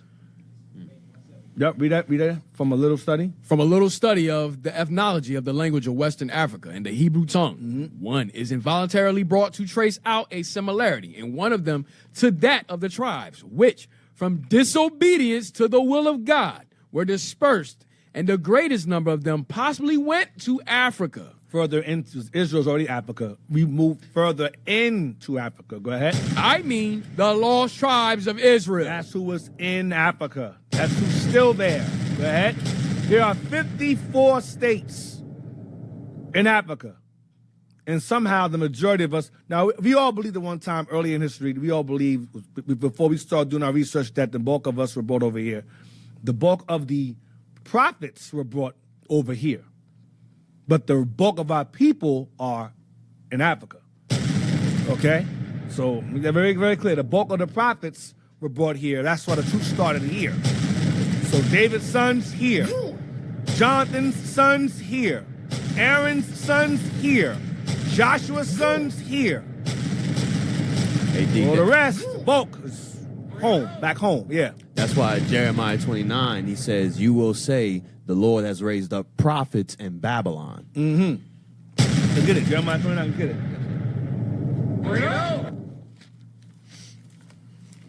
Some of y'all brothers talking about, oh, we gotta focus on Babylon. No, you gotta focus on Babylon. The prophets are gonna travel where the Lord tells us to travel. The book of Jeremiah. I'm sorry, their line went forth through all the earth. They didn't say their line went forth to Babylon. Their line went forth to the ends of the earth. I don't know what Bible you reading. Jeremiah 29 and what? 14 and 15. Read that. Jeremiah chapter 29, verse 14. "And I will be found of you, saith the Lord, and I will turn away your captivity, and will gather you from all the nations, and from all the places whither I have driven you, saith the Lord. And I will bring you again into the place whence I caused you to be carried away captive, because ye have said, the Lord have raised us up prophets in Babylon." Damn, you know what? "Know that thus saith the Lord of the king that sitteth upon the throne of David, and of all the people that dwelleth in this city, and of your brethren that are not gone forth with you into captivity." Damn, that's heavy stuff, man. Both the prophets in Babylon. That's some good stuff. All right, read on. Some good stuff. I mean the lost tribes of Israel. if the rites and ceremonies of the religion of the tribes bordering on the banks of the river Niger be closely examined and compared with the religion of the Hebrews at the earliest period. Come on. That's it? That's it? You got 171? Yes, sir. Oh, let's say, damn, bro. That's the most important page. Oh, you had to pull up another screen on this one. Okay. Damn. Go ahead, watch this. Igbo, Eber tribe. Remember, Iberian Peninsula, Ibernicum, it's the same place. Eber, Ibericum, Ibernia, Iberian Peninsula, it's the same place, named after the same people. Read on. If the Eber language with all its corruptions be compared with that of the Hebrews, and if the peculiar disposition of the Hebrew tribes as detailed in Scripture and that of the Igbos be properly investigated, there will be a priori reasons for a serious inquiry whether the Igbo tribe, which is but a branch of the Gala tribe in the interior, is the offspring of the lost tribes of Israel, driven down from Central Africa and forced to cross the eastern or Benue branch of the Niger by Mohammedan fanaticism. By Muslims, forcing us to run from them. We're psychotic Muslims, that's all I want. So now, give me Genesis 10, verse 22. Regarding Eber, Genesis 10, 22.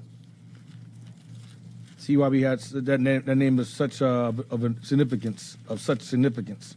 Genesis 10, verse 22 or 24. Genesis chapter 10, verse 22. And the children of Shem, Elam, and Ashur, and Arphaxad, and Lud, and Aram. No, I'm sorry, 21 and 22, I'm sorry. Yes, sir. And unto Shem also, the father of all the children of Eber. Father of all the children of Eber. Go ahead. The brother of Japheth, the elder. Even to him were children born. Go ahead. The children of Shem, Elam. Elam is the East Indians or Persians, Iranians. Go ahead. And Ashur. Ashur would be the Kurds, the people who resided between Syria, Iraq, Iran, and Egypt. That's Kurdistan, the Kurds. Go ahead. And Arphaxad. Arphaxad. Go ahead. That's the line that Abraham comes out of. Go ahead. And Lud. And Aram. Aram will be the Syrian. I don't know what Lud is. Lud is Lydia. I think that's Turkey. But you have Aram is Syria. The Syrians, Aram, or Aramaeans. Go ahead. And the children of Aram, Uz, and Hol, and Gether, and Mash. More Syrians. Go ahead. And Arphaxad begot Selah, and Salah begot Eber. So Arphaxad begot Eber. Go ahead. And unto Eber were born two sons. That's all I want. Now give me Genesis 11, verse 10. Next over. Genesis chapter 11 and verse 10.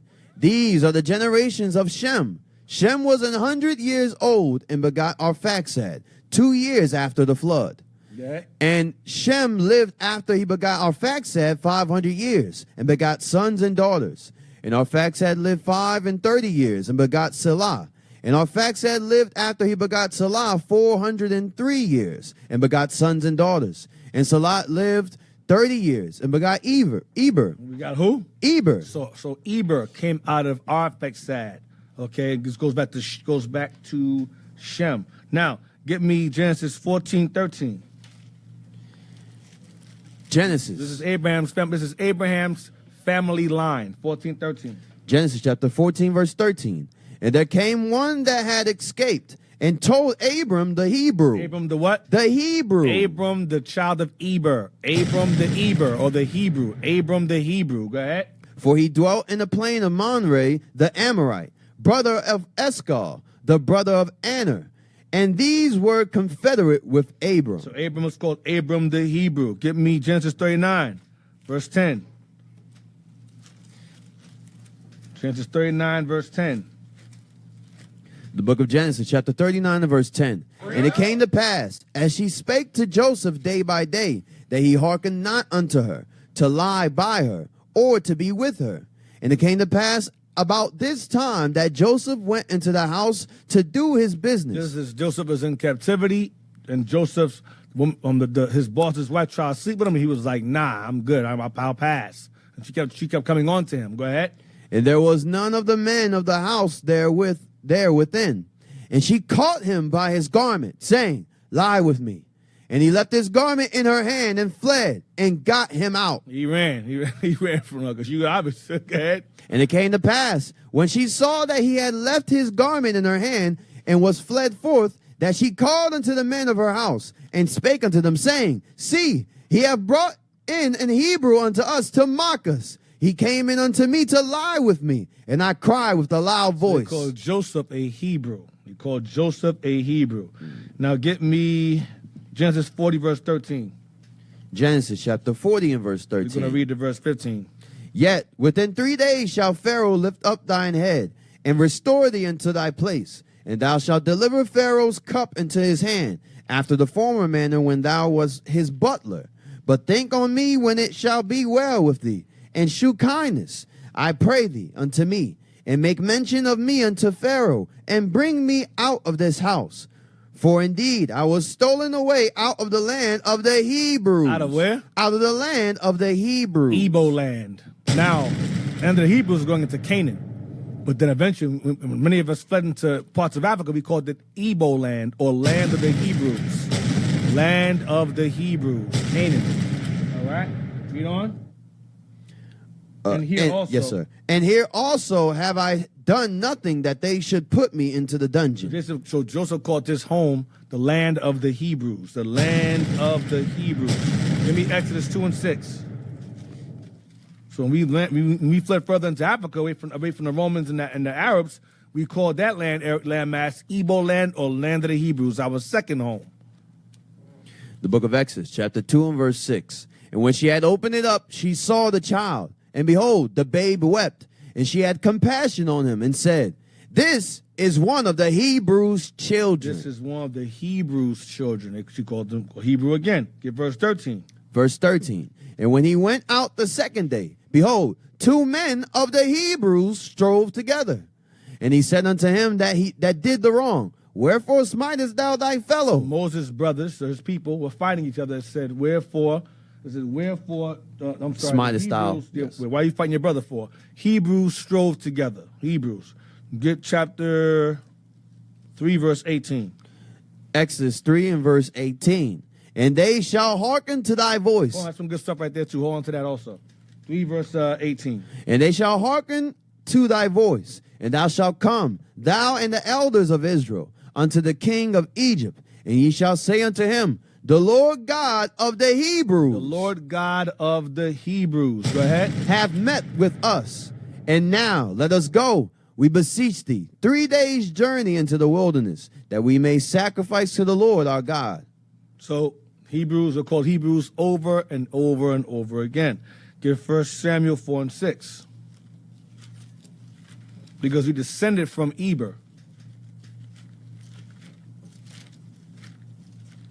1 Samuel 4 and 6. 1 Samuel chapter 4 and verse 6. I didn't forget that map, by the way. I meant to request it earlier. We're going to use that also. 1 Samuel 4 and 6. And when the Philistines heard the noise of the shout, they said, what meaneth the noise of this great shout in the camp of the Hebrews? So the Philistines called this Hebrews also. Go ahead. And they understood that the ark of the Lord was coming to the camp. Read verse 8. Watch what they say about us. Verse 8. Woe unto us! Who shall deliver us out of the hand of these mighty gods? They called the Hebrews mighty gods. Go ahead. These are the gods that smote the Egyptians with all the plagues in the wilderness. See that? So the nations know what we are, or who we were at the time. Now we're just regular men getting put to death. Give me Jeremiah 34, verse 9. But that's temporary. Jeremiah 34, verse 9.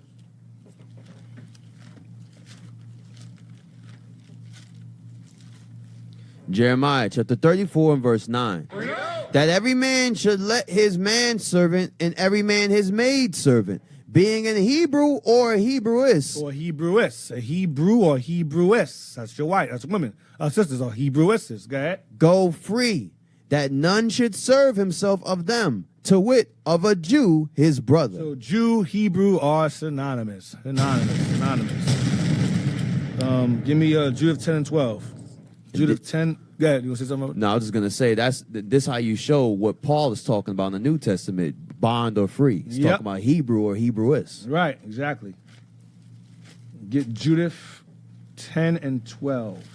Judith chapter 10 and verse 12. And took her and asked her, of what people art thou? And whence comest thou? So they asked Judith of the tribe of Simeon, what people are you? Go ahead. And whither goest thou? And she said, I am a woman of the Hebrews. The Hebrewists. Go ahead. And am fled from them, for they shall be given you to be consumed. Give me 2 Maccabees 11 and 13.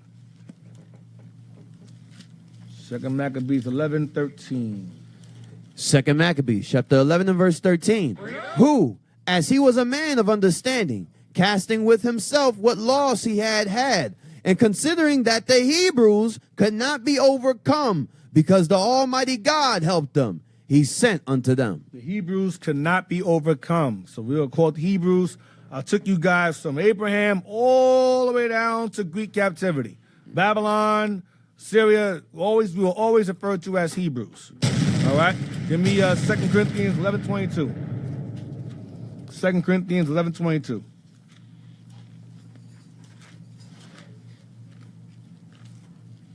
Second Corinthians chapter 11 and verse 22. Are they Hebrews? So am I. Paul, this is Roman captivity. Are they Hebrews? So am I. Go ahead. Are they Israelites? So am I. That's the same thing. Go ahead. Are they the seed of Abraham? So am I I. don't like that term Hebrew Israelites at all. I despise it. It's redundant. I'm a black African. I'm a black of black. That's a black. It's retarded. It's a sneak dish. It's really. it's an insult. Hebrew Israelite. It's a sneak dish. Yes, it's a sneak dish. You can't speak Hebrew anyway, so that's a sneak dish in yourself on top of that. So Paul said, am I a Hebrew? Yes. Am I an Israelite? Yes. Give me Philippians 3 and 5.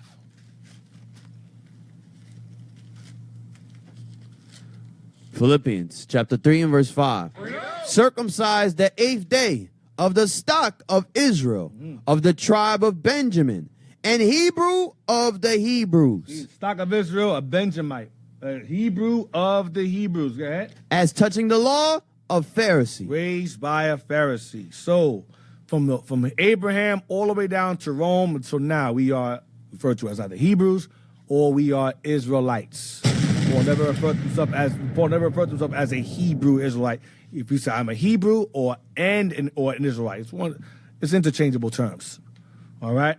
So now, give me the lost tribes of Israel. Give me that map first regarding our travels throughout the islands, the UK. This is an old map here. Blow it up, blow it up, blow it up. You see right there, it says part of Spain. It says Iberia of the Phoenicians. That's us there. That's us. Iberia of the Phoenicians. This is a very old map. Iberia of the Phoenicians. It says, what's it there? It says Provincia, the Buds. Okay. What is? Or what? Yeah, okay, right. Or what? Or Hispania. Or Spania Ulterior. Read that print right there. Read that. Watch what it says there. Spongia. Or Spongia from Shapin. From Shapin. Or Spain, watch. Or Span. A rabbit. So-called by the Phoenicians. Because we named Spain Shapin after the abundance of rabbits that were there. We named Spain. That's why it's called the Iberian Peninsula, because Hebrews named the land and took that land portion over. All right, that's why. Shapin or Spongia, but Shapin or Span, rabbit, so-called by the Phoenicians. The Phoenicians named that area. Okay, we named Spain. All right. We named Ireland too. Read the bottom part. Read the bottom part there. Hispania or Hispania. The Spania or Hispania of the Romans. It was also from its western situation called Hesperia or Hesperia. By the Romans there, go ahead. Ultima, which signified the lesser, as Italy was the greatest, was the great Spain, was also distinguished into Cyteria and Ulteria, or the nearer and the further. Wow. All right. The Romans came and added confusion. Yeah, Romans came and just added their own damn twist of it. Niggas named it, we're going to name it something else. Go up to the top. What book is this? Was Jewish. Oh, well, Scotland was Jewish. Let me read that. Let me see if I want that right now. Let me see. Yeah, we can read. That's fine. You got time. Go read it. When did Jews arrive in Scotland? When did the Jews or Israelites arrive in Scotland? Go ahead. Several sources posit that persons from the Levant, North Africa, and even Italy had visited southwestern England near Cornwall before the Common Era. Conleaf, AD. Go ahead. Conleaf, 2001. There were rich tin mines in this region that were exploited by the early Phoenicians. That's us. Go ahead. 800 BCE. We read that earlier. Britain means land of tin. We read it earlier. We read it all throughout the lesson. Go ahead. Who traded with ports from France and northern Africa to Italy and Greece. We would hide those travel ports. Go ahead. We would hide those travel routes. Go ahead. Because the Jews often worked with the Phoenicians as trading partners. Because they sailed the same seas as Solomon's time. The same people. Go ahead. Some could have reached Britain as early as this time. The demography of Cornwall still attests to a significant incidence of J and E3 genes in the region. Ignore the science. Let's keep going. Go ahead. According to Brooks, there are numerous well-established geographical links between the Hebrews of the Mediterranean and peoples of the British Isles. Yes, that's true. Go ahead. The early name of what is now Cornwall and Devon in southwestern England was Dumani. Oh, yeah, Dunmani. So Devon or Cornwall is Dunmani. That goes back to the Soyeris. That them 7 petty states. Go ahead. Demoni are Damani. Which antiquarians have glossed as meaning Dan's 10 mines. Wow. Dan's 10 mines. I did mention earlier about, Dan's 10 mines. Okay, go ahead. Okay. Oh, God. I think needs help. Go ahead. Among others, the distinguished Semitic studies professor Cyrus Gordon suggested that Cyrus Gordon's the guy that found that Palmyra stone in Brazil. Yep. And it was Hebrew, the act over there. Go ahead. Remember, he tried to do an interview on live TV down in Brazil. And they pulled the plug. And the whole building lost electricity. Yeah. And they never rescheduled that interview. Yeah, yep. That's in the book. Yep. He went on TV to explain that the stone was of Hebrew, Paleo-Hebrew, found in Brazil. And I think it said for the Jews on it, for Judah. Yep. And he went to explain it, and it went boom, pulled the plug. The whole building lost power from that show. Yep, go ahead. Among others, the distinguished Semitic studies professor Cyrus Gordon suggested that this name, seen also in the Irish myth of the Tuatha tribe, Danan, go ahead, was identical with that of the biblical tribe of Dan. Right, go ahead. Gordon, 1971. Finally, the Celtic scholar John Rees assembled strong evidence of Hebrew colonization of Britain in ancient times. Hebrew colonization, go ahead. Ireland was known as Iberian. Iberian, go ahead. And the ancient name of the Israelites was Ibri or Iberi, derived from the proper name Eber or Heber. The eponymous ancestor of that people, Brooks, 2001, page 90. Yeah. Notwithstanding the evidence, many Scottish historians and writers of Judaica seem united in the desire to dismiss any early presence of Jews in Scotland. I don't care what they say.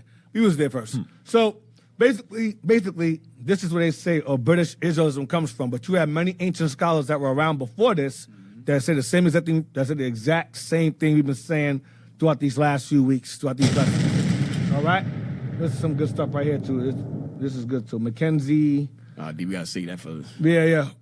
Got it. What's going on? They're going too early, man. They're going too early. I mean, they trying to be proactive, but it's it's good. That's not bad. That's good. We leading. We getting there. They getting there. I give him spoilers. I give him some spoilers, man. The McClouds.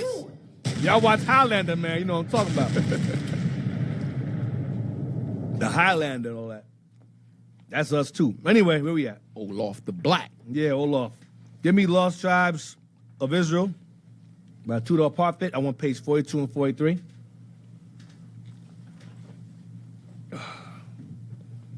Yeah, man. Let's read that. Let's zoom into that. And we're going to start from let me see. He found it? Did I underline anything? Nah, I ain't seen it. Let's start from he found it. I don't know if I put that page there. Let's start from he found it. Hopefully I found it. There's a reason why I read. Is this the book? You sure it's the book? Go to the cover. Abby, to the cover. I blame Manny. All right, I gotta be it. Yeah, page 42 and page 42 and 3. Might be the wrong damn book. Go ahead, read on. Just give it a try. Give it a shot. Go ahead. He founded a movement in the Bradford area based on visions in which he was told by an angel to become a Jew and to convince Christians to observe the Jewish law. Oh, God. Go down, let me see. Manny, what are you doing, bro? Go down. Oh, right here, the Celts. Start from the Celts. Thank God. Oh, Jesus. No thanks Reading to some Manny. madness. Manny ain't up there. Manny up there with the whip, so you know what's going on. You guys are doing it wrong. Man, trying to get them to bring up books of Vikings. Oh, man. It is the Celts. Go ahead, the Celts. The Celts as a whole, and the Scots especially, were often associated in English thought, as well as their own, with the Jews. Right, go ahead. That's the last book. Go ahead. A widely held theory had it that the Celtic peoples were descended from Gomer. Now that's Japheth. So the Celtic, the Gauls were Japheth. They go back to Gomer, or they were called Cimmerians. That's Japheth, Gomer. So the Gauls were Japheth. Yes, go ahead. Noah's grandson. Go ahead. Noah's grandson, who was supposed to have sired the people of Asia. Right. Asia Minor and Europe. Yes, that's true. Go ahead. These Celts, it was thought, originally spoke Hebrew, which eventually evolved into Celtic.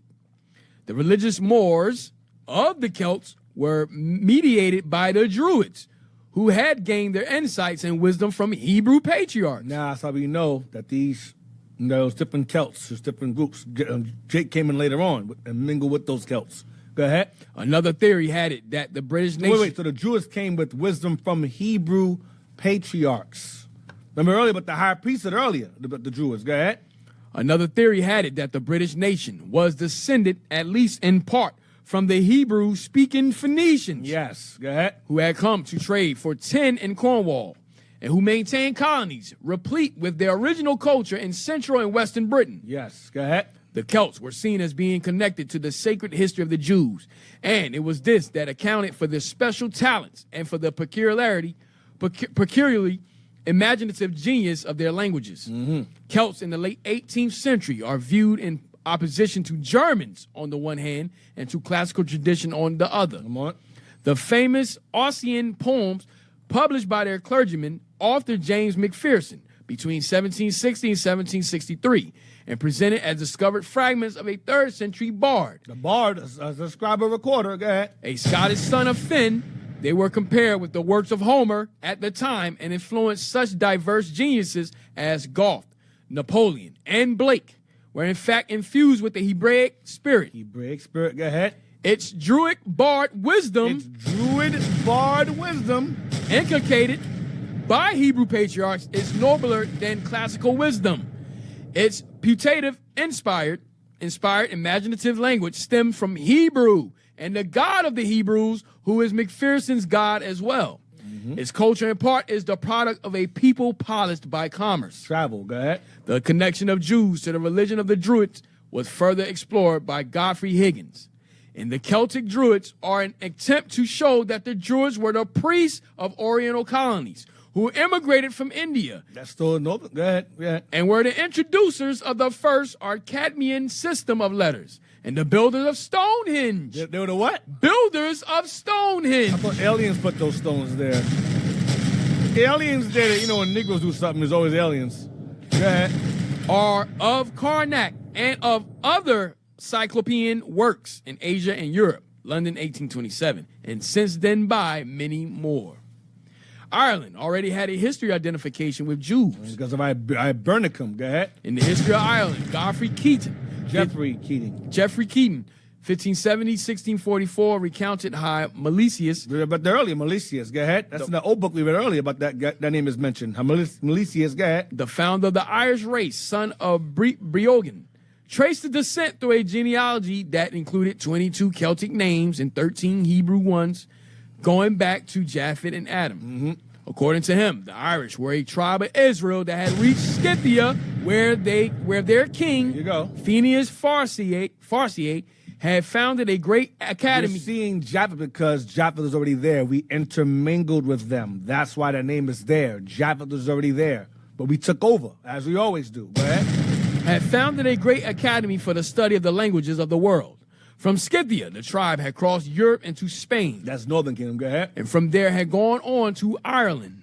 By the 19th century, with the development of British Israel theory, Ireland That's the British Israelism theory, guys. They're trying to use. Go ahead. Ireland came to have a significant role. According to some, the royal house of Ireland could be traced back to King David. Go back.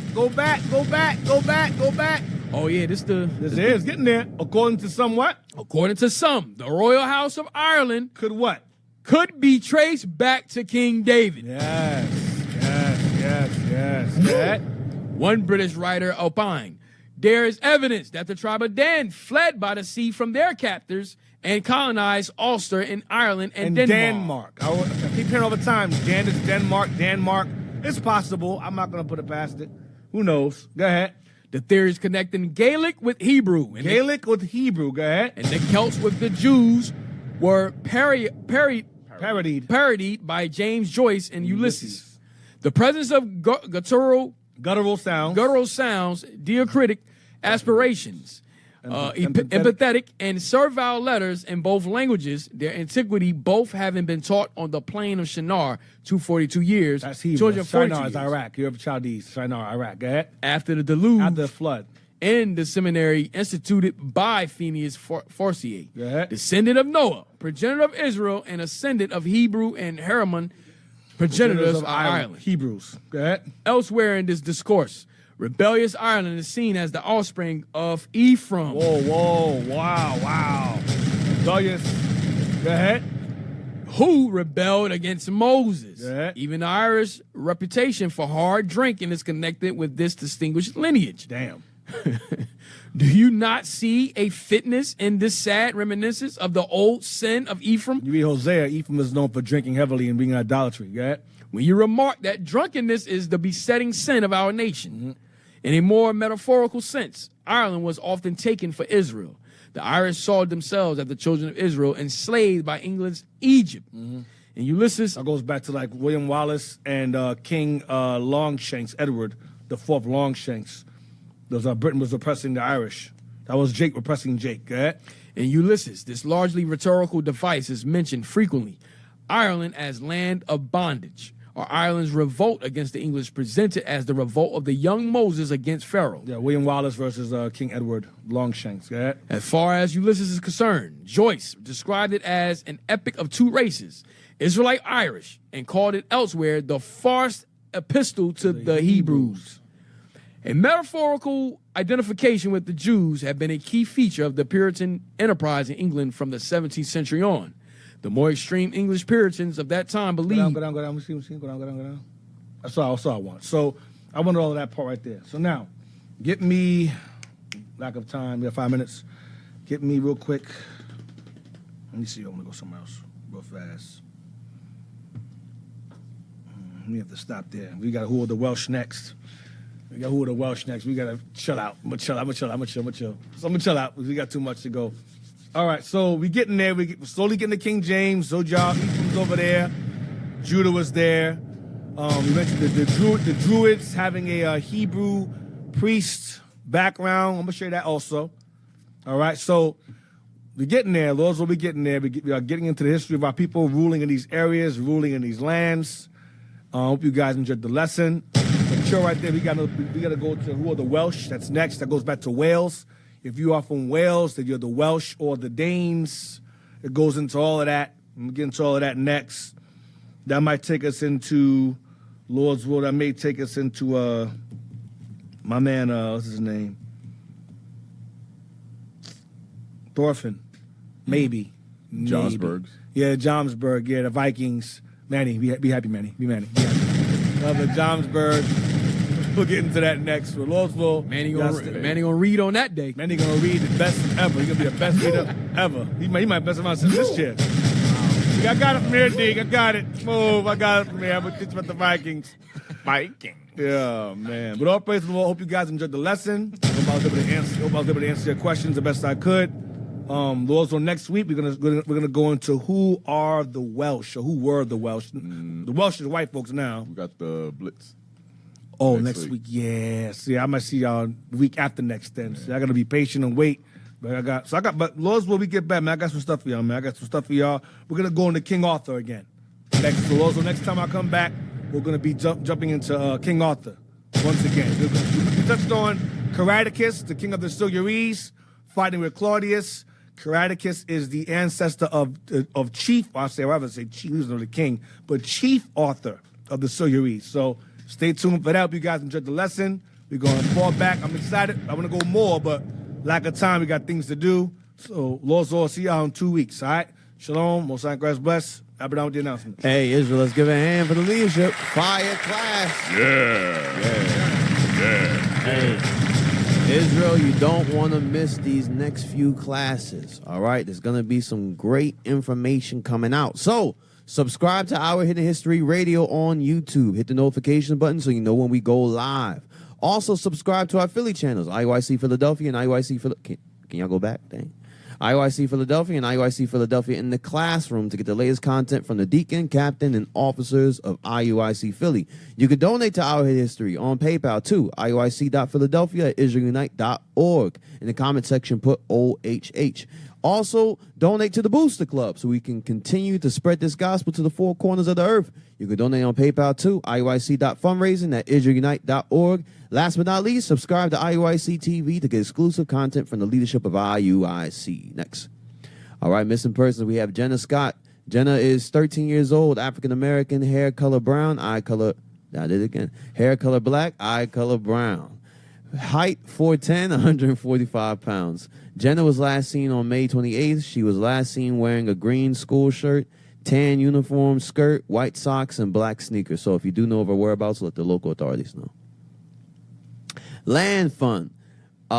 Israel, all praise the Most High. We did get that land fund with the blitz, but guess what? We're going to still need more funds to do more things in the land. So if you got some extra funds, make sure you send them weekly to IUIC.nationhood@IsraelUnite.org on PayPal. In the comment section, put land. Next. And last but not least, Shalom, we're seeking your assistance to enhance our national broadcast. Kindly spare a minute to provide feedback by answering 5 brief questions, or you can zoom in and talk to Officer Manuel right now. Wow. Go ahead, hit that description in the link. You can talk to him in real time. Why y'all do that? They're just going to ask random questions. That's it. All right, y'all. So, Lord's will, see y'all next time. Hopefully, in the next 2 weeks, we're going to jump into King Arthur, the Druids, and their... I'm going to keep their identity, I'll say that. But Lord's will, we're going to go into the Druids. We're going to go into King Arthur. I got so much stuff to go into, man. I'm excited. I'm more excited than y'all are, I'll be honest, man. I know. I got the notes here. I'm like, damn, we're already there. We're getting pretty close. So I'm looking forward to showing you guys the artwork, the paintings of us. All that stuff is going to be fun, man. It's going to be great. So y'all stay tuned. I'm excited with y'all. So stay tuned. See y'all in the next 2 weeks. Shalom, Most High Christ bless. Lord's will. Shalom, Most High Christ bless. Shalom. Shalom, Most High Christ bless.